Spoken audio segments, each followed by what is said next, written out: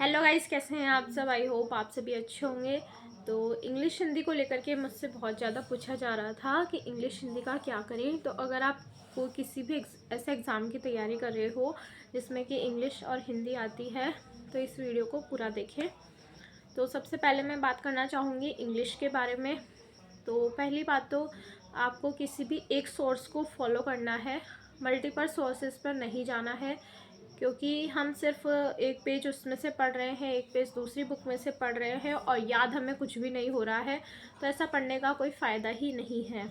तो मैं आपको सजेस्ट करना चाहूँगी नीतू मैम की बुक, जो कि एसएससी के लिए आती है पर हमारे राजस्थान के एग्ज़ाम्स के लिए भी बहुत कारगर साबित होती है।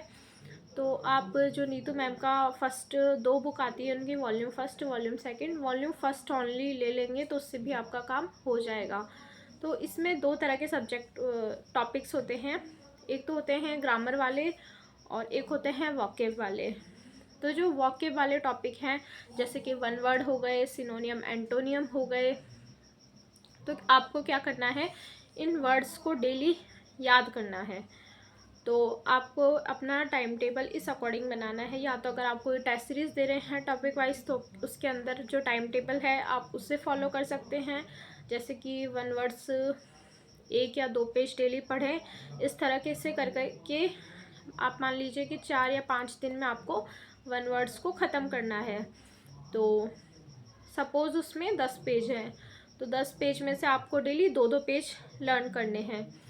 तो उनको आप ऐसे नहीं कि एक बार लर्न कर लिया और आपको लर्न हो जाएंगे, नहीं होंगे।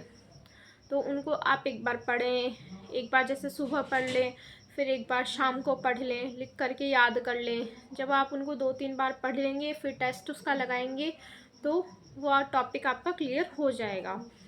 फिर इसी तरीके से जब आपका सेकंड रिवीजन आएगा तब 2 या 3 रिवीजन में आपको वो याद होने लग जाएंगे। और अब आप बोलेंगे कि उसमें तो बहुत सारे वन वर्ड्स, बहुत सारे सिनोनियम्स होते हैं तो सारे याद नहीं रह पाते हैं।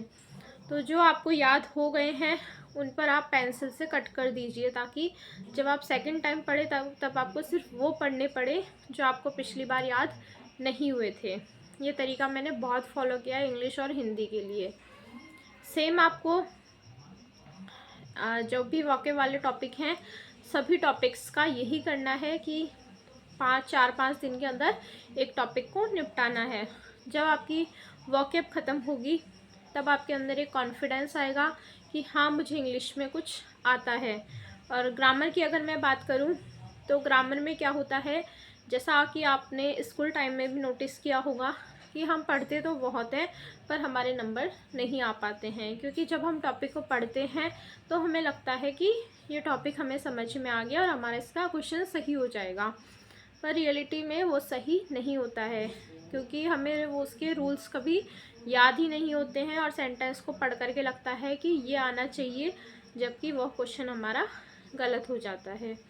तो इसके लिए मैं कहूँगी कि पहले वोकैब को कंप्लीट कर ले, ताकि आधे नंबर की आपकी वोकैब कंप्लीट होगी तो आपके अंदर ऑटोमेटिकली कॉन्फिडेंस आएगा। और ग्रामर में क्या है, आप 10 क्वेश्चन में से अगर 5 भी सही करिए आए तो भी ठीक है, आपको सारे क्वेश्चन तो सही करने नहीं है। तो पहले तो मैं ये कहूँगी वोकैब वाला पोर्शन करें, उसके बाद में ग्रामर वाला पोर्शन करें। और ग्रामर में से भी पहले वो टॉपिक उठाएं जो आप इजीली कर सकते हो, जैसे कि एक्टिव पैसिव वॉइस है, नरेशन है। इस तरह के टॉपिक सभी को समझ में आ जाते हैं, तो इस तरह के टॉपिक्स आप कर सकते हैं। नेक्स्ट चीज़, अब हम बात करते हैं हिंदी के बारे में। तो हिंदी के लिए आपको बुक फॉलो करनी है राघव प्रकाश की, जो कि काफ़ी मोटी बुक आती है। तो इसके लिए आपको सेम रूल फॉलो करना है कि पहले वोकैब को लर्न करना है। जैसे डेली विलोम शब्द, पर्यायवाची, उसमें मुझे पता है कि 20 के आसपास एक टॉपिक का पेजेस होते हैं, तो आपको डेली 2-3 पेज लर्न करने हैं। सबसे पहली बात, आपको मेहनत तो करनी पड़ेगी, मेहनत से आप नहीं भाग सकते। और किसी भी तरह के वीडियो देख करके आप सोचो कि 1 घंटे मैंने सुबह कोई क्लास देख ली, द हिंदू का एनालिसिस देख लिया, तो उससे आपका सिलेक्शन नहीं होगा। सिलेक्शन होगा आपके सेल्फ याद करने से, सेल्फ डिसिप्लिन से। तो आपको याद तो खुद को ही करना पड़ेगा। और कोई चीज़ याद नहीं होती है तो उसके पीछे पड़ जाओ, उसको लिख करके याद करो। मुझे अभी पिछली बार मैंने EORO का पेपर दिया था, उसमें मेरा जबकि मैंने इतना रट रट के याद किया था हर चीज़ को, पर फिर भी मुझे करंट अफेयर नहीं आया। तब मुझे ये कि मुझे करंट अफेयर करना है अच्छे से।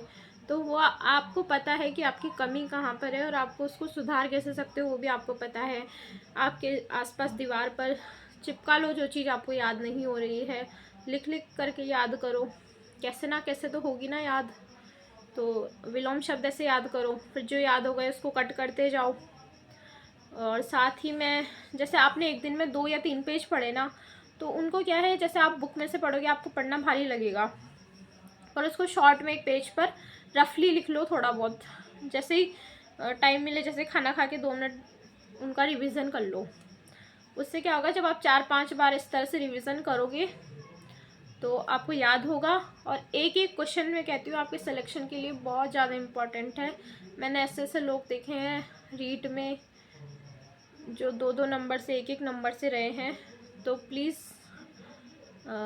बहुत अच्छी वैकेंसी है पटवारी वीडियो, अभी रटे अच्छे से, सिलेक्शन ले, क्योंकि एक बार नौकरी लगना बहुत इम्पॉर्टेंट है। उसके बाद जो आपके माइंड में इतना बड़ा जो टेंशन का भार है वो बिल्कुल उतर जाएगा, और उसके बाद में आप इजीली आरएस की किसी भी एग्ज़ाम की तैयारी कर सकते हो। तो यही है, वाक्य भी याद करनी है अच्छे से, और फिर टेस्ट लगाने हैं। तो जो आप कहते हो ना इंग्लिश हिंदी बिल्कुल भी नहीं आती, वो आने लग जाएगी आपको धीरे धीरे। और ग्रामर के लिए वही करना है, कोई सी भी क्लासेस पढ़ सकते हो, चाहो तो बुक में से पढ़ सकते हो अगर आपको बुक में से समझ में आता है। और इनकी सभी की आपको क्वेश्चंस की प्रैक्टिस तो करनी ही है, तो इसके लिए आपको टेस्ट भी लगाने हैं और PYQs भी पढ़ने हैं। इंग्लिश हिंदी में क्या होता है कि PYQ इतने ज़्यादा इम्पॉर्टेंट नहीं होते हैं, क्योंकि सेम रिपीट होते नहीं है। तो आप ओनली टेस्ट भी लगाओ तो भी आपका काम चल सकता है। Thank you so much. Channel पर नए हैं, चैनल को ज़रूर सब्सक्राइब करें।